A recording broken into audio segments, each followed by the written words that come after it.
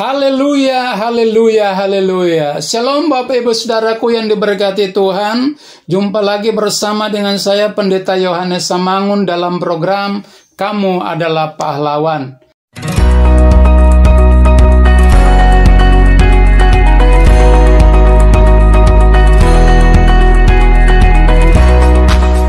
Pada kesempatan yang baik ini Bapak Ibu Saudara, saya ingin menyampaikan bahwa di akhir-akhir ini Roh Kudus bekerja dengan begitu hebat untuk memperlengkapi umat Tuhan, sehingga ya ada yang bernubuat, kemudian ada yang mendapat mimpi-mimpi, kemudian ada juga yang mendapat penglihatan-penglihatan. Ya, hal ini terjadi karena merupakan kegenapan daripada firman Tuhan di dalam kitab Yoel pasal yang kedua ayat yang ke-28 sampai dengan ayat yang ke-29. Saudara-saudara, pembacaan firman Tuhan pada kesempatan ini terdapat di dalam kitab Matius pasal yang ke-24 ayat yang ke-15. Satu ayat saja kita akan bacakan bersama-sama. Demikian bunyi firman Tuhan, siksaan yang berat dan Mesias-Mesias palsu.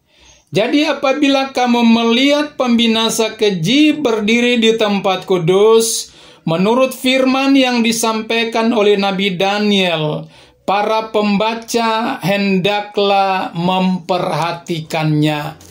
Saudara, firman Tuhan yang disampaikan oleh pribadi Tuhan Yesus ini mengandung firman nubuatan, Nubuatan artinya mengungkapkan tentang perkara-perkara yang sudah terjadi, yang sedang terjadi, dan yang akan terjadi. Nah, kita lihat di dalam pembacaan ini atau firman nubuatan yang disampaikan oleh pribadi Tuhan Yesus ini, saudara, ini mengandung pengertian atau memiliki rahasia yang sangat dalam yang perlu kita ketahui, karena ini penting bagi kehidupan kita, karena ini juga punya kaitan, bahkan punya hubungan dengan peristiwa yang akan terjadi di kemudian hari nanti. Saudara-saudaraku yang diberkati Tuhan, penekanan Yesus di sini, kita disuruh untuk memperhatikan nubuatan daripada Nabi Daniel. Kenapa kita disuruh memperhatikan? Karena nubuatan ini penting untuk kita simak. Nubuatan ini penting bagi kehidupan kita, Bapak Ibu Saudara, Karena nubuatan yang disampaikan oleh Nabi Daniel ini bukan saja nubuatan yang disampaikan untuk bangsanya, tapi nubuatan ini juga punya kaitan atau punya hubungan yang erat dengan apa yang terjadi pada akhir zaman ini. Jadi, saudara lihat, ratusan tahun, ribuan tahun sebelum terjadi, Daniel sudah menubuatkan apa yang segera akan terjadi. Bapak, Ibu, saudara-saudaraku yang diberkati Tuhan, oleh sebab itu, untuk lebih jelasnya, saya mengajak kita membaca bersama-sama dalam kitab Daniel, pasal yang ke-9 ayat yang ke-27. Demikian bunyi firman Tuhan, raja itu akan membuat perjanjian itu menjadi berat bagi banyak orang selama 1 kali 7 masa. Pada pertengahan 7 masa itu, ia akan menghentikan korban sembelihan dan korban santapan, dan di atas sayap kekejian akan datang yang membinasakan, sampai pemusnahan yang telah ditetapkan menimpa yang membinasakan itu. Saudara, kalau kita kaitkan nubuatan daripada kitab Daniel dengan apa yang disampaikan oleh pribadi Yesus, itu sangat relevan, ya. Itu ada punya kaitan yang erat. Yesus menyampaikan tentang pembinasa keji berdiri di tempat kudus. Daniel berkata bahwa raja itu akan membuat perjanjian itu menjadi berat bagi banyak orang. Saudara, saya mau katakan bahwa yang dimaksudkan dengan pembinasa keji ini sama dengan raja, ya, yang dinubuatkan oleh Nabi Daniel itu sendiri. Jadi itu adalah satu pribadi, saudara. Pembinasa keji dengan raja ini adalah satu pribadi. Saudara, kita lihat ada beberapa hal penting ya di dalam ayat yang ke-27 dari Daniel pasal 9 tadi. Yang pertama adalah raja itu membuat perjanjian yang berat bagi banyak orang selama 1 kali 7 masa. Saudara, bicara soal perjanjian, itu bicara soal aturan, bicara soal hukum, atau bicara soal undang-undang. Jadi raja ini, saudara, atau pembinasa keji ini, dia akan menerbitkan peraturan, atau dia akan membuat peraturan-peraturan yang sangat berat, ya, yang sulit diikuti oleh manusia, dan peraturan-peraturan ini akan menekan kehidupan manusia, saudaraku. Itu bagian yang pertama. Nah, firman Tuhan berkata, Bapak Ibu Saudara, bahwa ya raja itu akan membuat perjanjian itu ya menjadi berat bagi banyak orang selama 1 kali 7 masa. Kita mau lihat, 1 masa berarti 1 tahun. Kalau 7 masa berarti 7 tahun. Kalimat selanjutnya dia berkata, pada pertengahan 7 masa itu akan menghentikan korban sembelihan dan korban santapan. Ya, artinya pada pertengahan dari 7 masa, 1/2 dari 7 masa itu, saudara, itu adalah 3,5 tahun. Jadi raja ini, dia akan berkuasa selama 7 tahun lamanya. 3,5 tahun pertama, itu keadaan semuanya akan menjadi baik. Keadaan di seluruh dunia akan menjadi damai. Ya, akan ada ketenangan atau ketentraman yang luar biasa. Tapi saudara perhatikan, setelah 3,5 tahun pertama berakhir dan mau masuk ke dalam 3,5 tahun kedua, dia akan memberlakukan peraturan-peraturan atau hukum-hukum yang memberatkan kehidupan manusia. Nah, itu ada kaitan atau ada hubungan dengan masa penyiksaan yang besar yang akan terjadi pada akhir zaman nanti. Tapi nanti lebih jelasnya saya akan uraikan ya pada bagian berikutnya. Jadi saudara-saudaraku yang diberkati Tuhan, ya kita lihat pada pertengahan 7 masa itu dia akan menghentikan semua korban sembelihan dan korban santapan. Korban sembelihan dan korban santapan ini punya kaitan yang erat dengan semua jenis peribadatan yang kita lakukan. Korban persembahan, korban santapan, korban yang harum di hadapan Tuhan. Dia akan menghentikan semuanya. Untuk lebih jelasnya, saudara, kita kembali ke pembacaan awal tadi dalam kitab Matius, ya, pasal yang ke-24 ayat yang ke-15. Saya sampaikan bahwa dalam ayat yang ke-15 ini terdapat 2 rahasia penting. Yang pertama adalah bicara soal pembinasa keji, kemudian yang kedua adalah bicara tentang tempat kudus. Pembinasa keji ini, saudara, saya mau katakan bahwa ini berbicara tentang oknum pribadi. Pembinasa keji ini berbicara tentang oknum antikristus, dan oleh Yesus menyebutkan atau menjuluki dia sebagai pembinasa keji. Kenapa dia dijuluki sebagai pembinasa keji? Karena dia dalam segala perbuatannya, dalam segala tindakannya itu mengandung kekejian, saudaraku. Kenapa dikatakan keji? Karena ketika dia mengambil tampuk kepemimpinan sebagai seorang raja yang dinubuatkan oleh Daniel tadi, saudara, maka dia akan menyiksa kehidupan manusia di luar daripada pri kemanusiaan.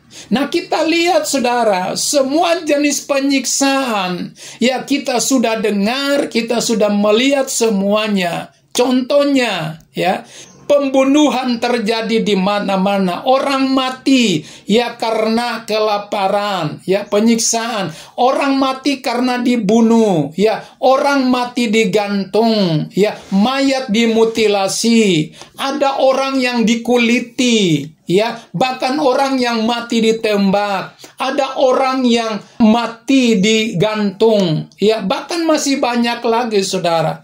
Nah, inilah yang membuat sehingga Yesus menjuluki dia sebagai seorang pembinasa keji, karena perbuatan-perbuatannya, semuanya, tindakannya, semuanya mengandung unsur kekejian, saudara.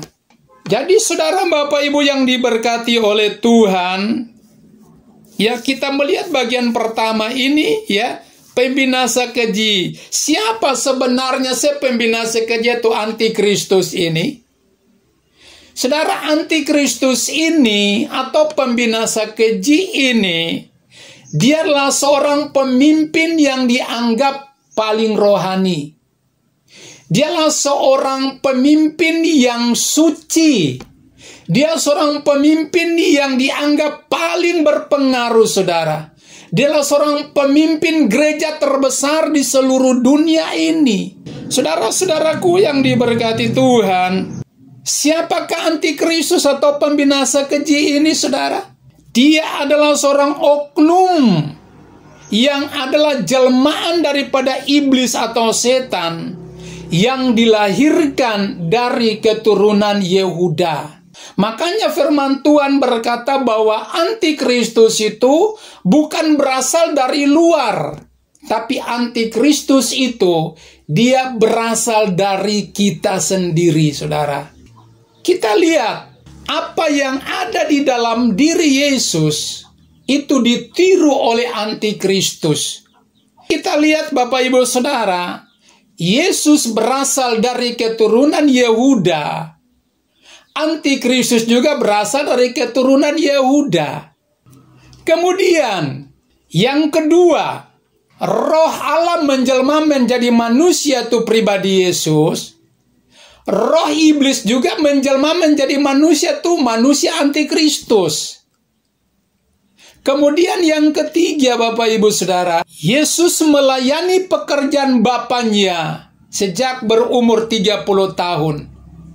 Antikristus juga melayani pekerjaan iblis pada waktu dia berumur 30 tahun. Jadi ada kesamaan, saudara.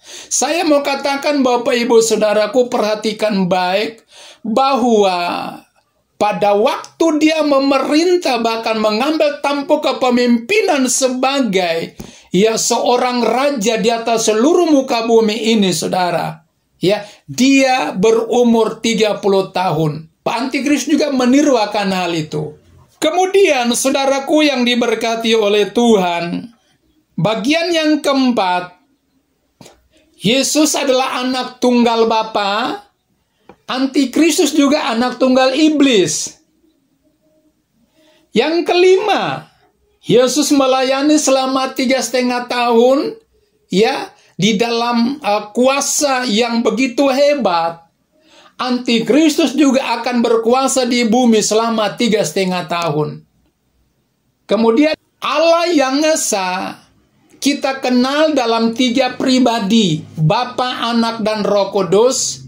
Antikristus juga memiliki 3 pribadi, Yang pertama adalah setan, yang kedua adalah iblis, dan yang ketiga adalah ular tua.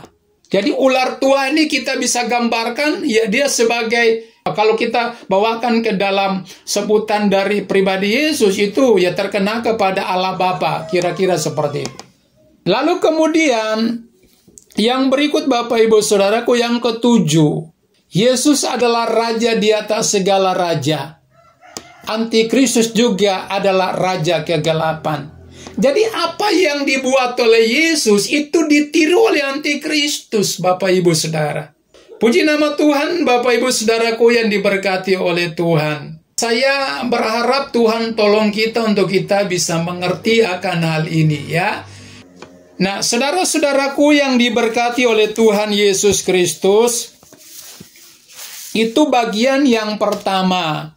Jadi intinya bahwa pembinasa keji itu berbicara tentang oknum antikristus. Oleh Rasul Paulus menyebutkannya sebagai si pendurhaka. Kita lihat bagian yang kedua Bapak Ibu Saudara. Berdiri di tempat kudus. Nama lain dari tempat kudus ini adalah berbicara tentang bait suci atau bangunan bait Allah. Pertanyaan saya, saudara, yang Yesus maksudkan ini adalah bangunan atau tempat suci yang mana? Atau bait Allah yang mana ini? Karena, saudara, tidak mungkin Yesus berbicara tentang bangunan atau bait suci yang pertama yang dibangun oleh Salomo. Bait suci yang pertama itu sudah dihancurkan oleh Nebukadnezar pada tahun 586.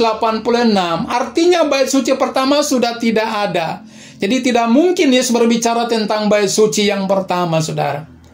Kemudian kita lihat bait suci yang kedua, saudaraku.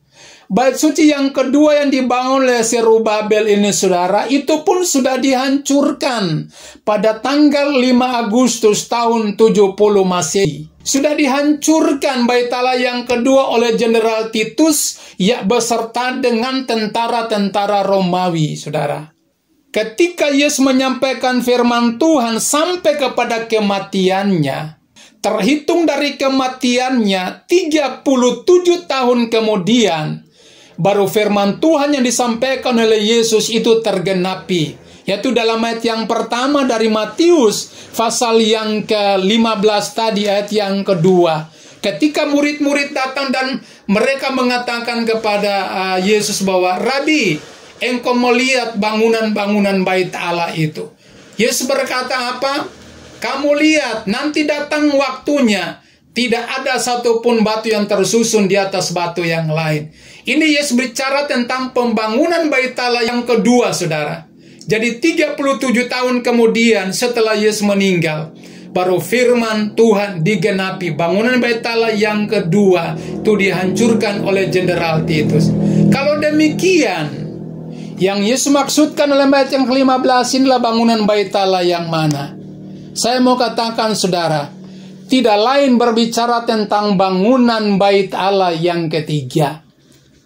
Ada orang yang menafsirkan, ada orang yang berpendapat, saudara, atau ada beberapa hamba Tuhan yang mengatakan bahwa bait Allah ketiga itu sudah tidak ada lagi. Tapi saya mau katakan, berdasarkan firman nubuat yang disampaikan oleh pribadi Yesus, bait Allah yang ketiga itu masih tetap ada. Saya mau sampaikan, ada beberapa bukti menyangkut pembangunan bait Allah yang ketiga. Bukti yang pertama, saudara, konstruksi bangunan bait Allah yang ketiga sudah rampung seluruhnya. Dan seluruh konstruksi bangunan bait Allah itu, saudara, sekarang ini sudah berada di Yerusalem. Yang kedua, sampai dengan saat ini, rabi-rabi Yahudi masih berdoa di tembok ratapan siang dan malam. Mereka meminta supaya pembangunan Bait Allah yang ketiga segera akan dibangun.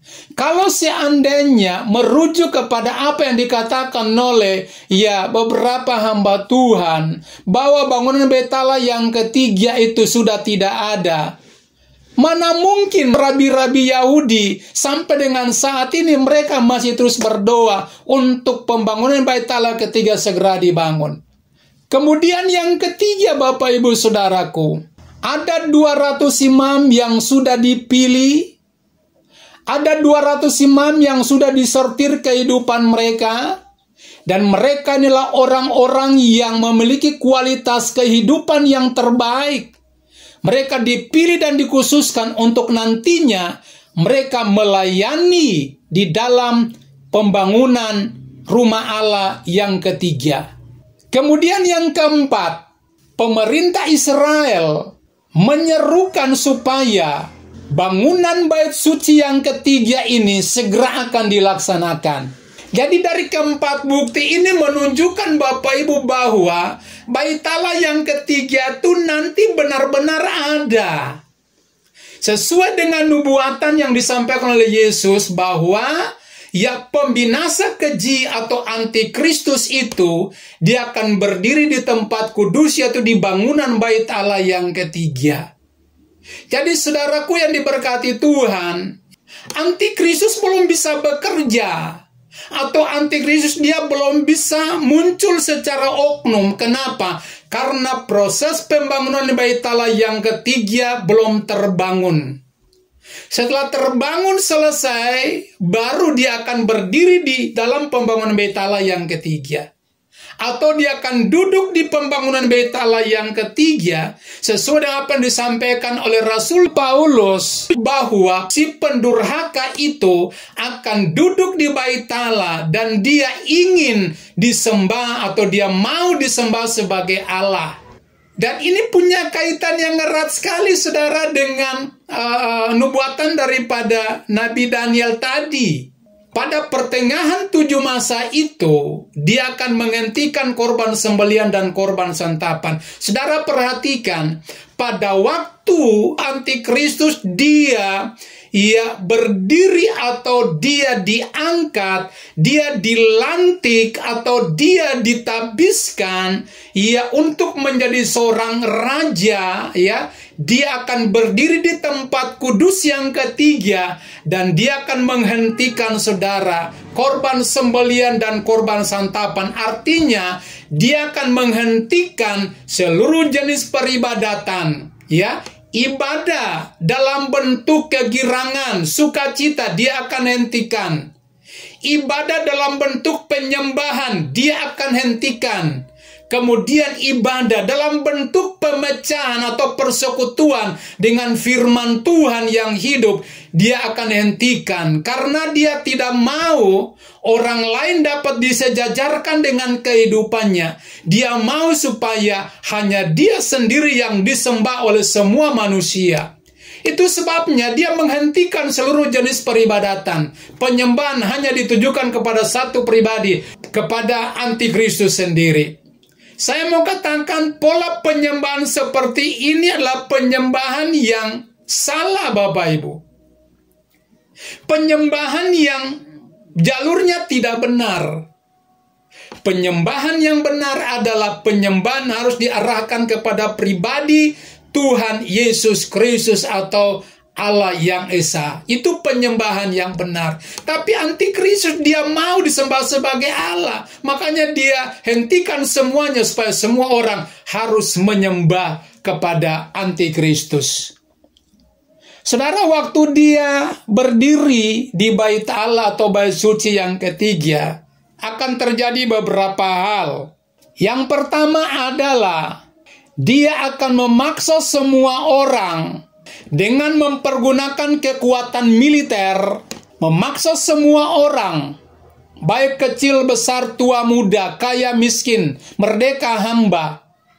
Dia paksakan untuk harus menerima tandanya, yaitu tanda 666 atau bilangan namanya. Semua orang harus menerima tanda ini atau angka ini. Dia meniru lagi, Bapak Ibu Saudara. tanda daripada Yesus kepada orang-orang percaya, yaitu di dahi dan di lengan kanan. Dia juga meniru akan hal itu, saudara. Jadi, saudara-saudaraku yang diberkati oleh Tuhan Yesus Kristus, kita melihat di sini bahwa pada waktu dia berkuasa atau pada waktu dia dilantik, ya, dia akan menunjukkan kekuasaannya, ya, untuk memaksakan manusia, semua manusia untuk menerima tanda atau angka 666. Kenapa demikian? Supaya bisa disesuaikan dengan Wahyu pasal 13 ayat 18. Saya bacakan di sini, saudara, Wahyu pasal 13 ayat yang ke-18. Yang penting di sini ialah hikmat. Barang siapa yang bijaksana, baiklah ia menghitung bilangan binatang itu, karena bilangan itu adalah bilangan seorang manusia, dan bilangannya ialah 666. Saudaraku, kenapa dimulai dengan angka 6? Karena antikristus tahu bahwa angka 6 ini adalah angka manusia, saudara. Makanya dia berusaha untuk, ya, memaksakan manusia, ya, supaya mereka menerima tanda atau angka 666 ini. Dia tahu persis, Bapak Ibu. Pertanyaan saya, kenapa harus angka 6? Karena angka 6 itu adalah merupakan angka dasar yang kuat bagi antikristus untuk melaksanakan pekerjaannya. Saya kasih contoh, Bapak Ibu Saudaraku.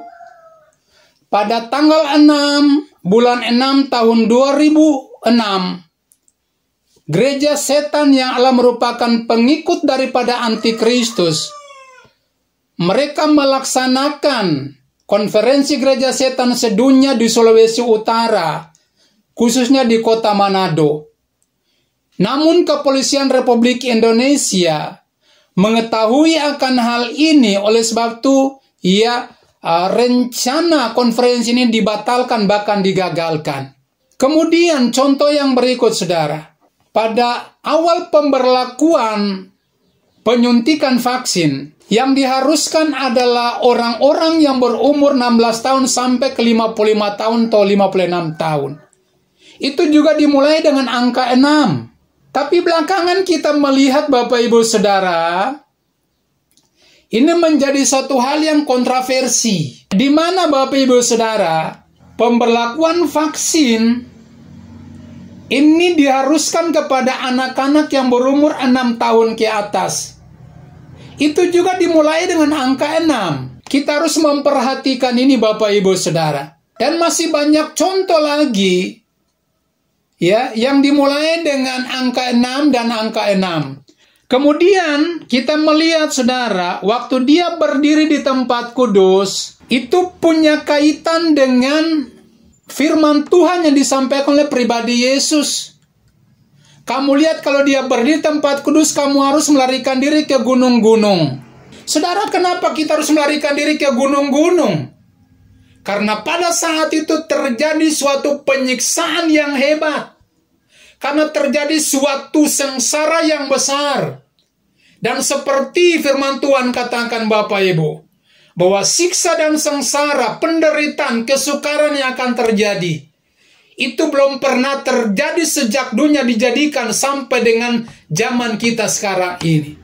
Jadi kita bisa bayangkan penyiksaan seperti apa yang akan terjadi bagi kehidupan manusia, yang akan dilakukan oleh antikristus. Sangat mengerikan, bahkan menakutkan, Bapak Ibu Saudaraku. Tapi dengarkan baik-baik. Pada waktu kita melarikan diri, kita tidak sendirian.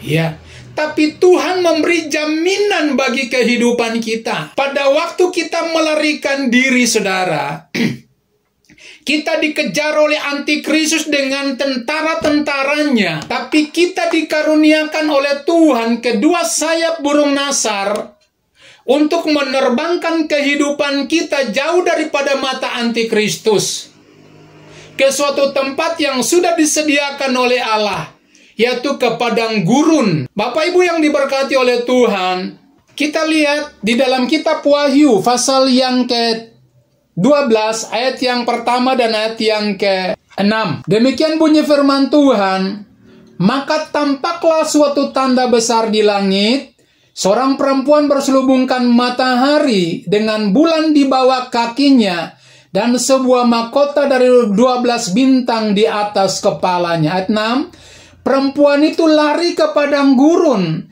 di mana telah disediakan suatu tempat baginya oleh Allah, supaya ia dipelihara di situ 1260 hari lamanya.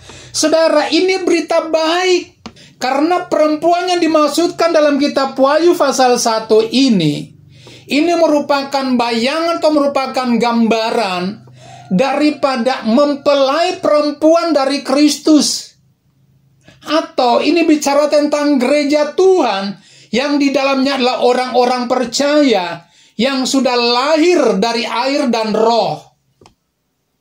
Mereka ini, saudara, yang akan diperkenankan oleh Tuhan untuk menerima kedua sayap burung nasar, menerbangkan kehidupan mereka, walaupun dikejar oleh antikristus, namun antikristus tidak akan menyentuh mereka, karena kecepatannya lebih daripada antikristus. Saudara-saudaraku yang diberkati Tuhan, apa sih yang dimaksudkan dengan perempuan ini? Diselubungkan dengan matahari dan berdiri di bawah bulan dan kemudian bermahkota 12 bintang. Artinya, saudara, mempelai perempuannya Kristus, dia disalut dengan matahari. Matahari ini gambaran dari Allah Bapa. Artinya dia dinaungi oleh Allah Bapa. Sementara perempuan ini berdiri di atas bulan. Artinya dia berdiri di atas tanda darah anak domba, karena bulan itu berwarna darah di dalamnya. Jadi saudara-saudara, artinya gereja Tuhan yang berdiri di atas korban darah Tuhan, dia pasti luput daripada sasaran antikristus atau penyiksaan yang dilakukan oleh antikristus. Kemudian dia bermahkota 12 bintang. 12 bintang ini bicara tentang pribadi Roh El Kudus atau Roh Kudus itu sendiri. Jadi lengkap, saudara, sempurna. Perempuan ini diliputi oleh 3 pribadi, yaitu Bapa, Anak, dan Roh Kudus. Pertanyaan saya, saudara, ketika kita disingkirkan jauh daripada mata antikristus dan dipelihara selama 1260 hari lamanya atau 42 bulan di padang gurun, apa yang harus kita lakukan di sana, saudara? Kita bukan enak-enak di sana, tidak. Tapi yang kita kerjakan, yang kita lakukan di sana adalah kita berdoa bagi saudara-saudara kita yang tertinggal. Mereka percaya kepada Yesus, ya. Mereka memiliki firman Tuhan, tapi satu hal, tidak ada pertobatan di dalam diri mereka. Tidak ada peningkatan kerohanian dalam diri mereka. Tidak ada penyembahan yang benar yang diberikan kepada Tuhan. Itu sebabnya Tuhan izinkan mereka tertinggal untuk apa? Dianiaya selama 3,5 tahun lamanya.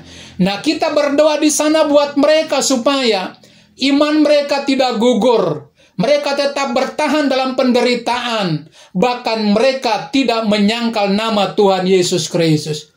Dan doa saudara akan menentukan kehidupan daripada saudara-saudara kita yang tertinggal.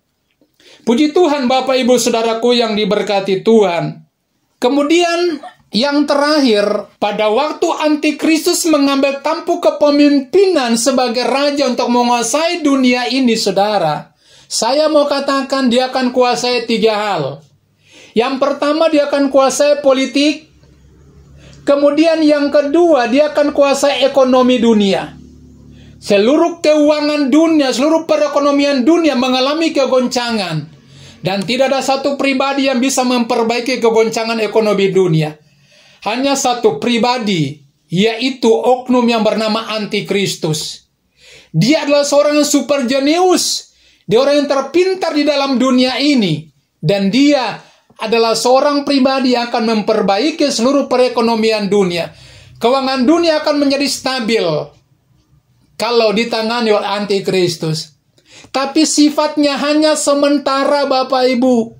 Hanya 3,5 tahun. Kemudian yang terakhir, yang ketiga, saudara, dia akan menguasai dalam bidang agama. Jadi saudara dengar baik, seluruh agama apapun yang ada dalam dunia ini akan dilebur menjadi satu agama saja. Yang dikatakanlah agama baru, agama itu adalah agama humanis yang diprakarsa oleh PBB.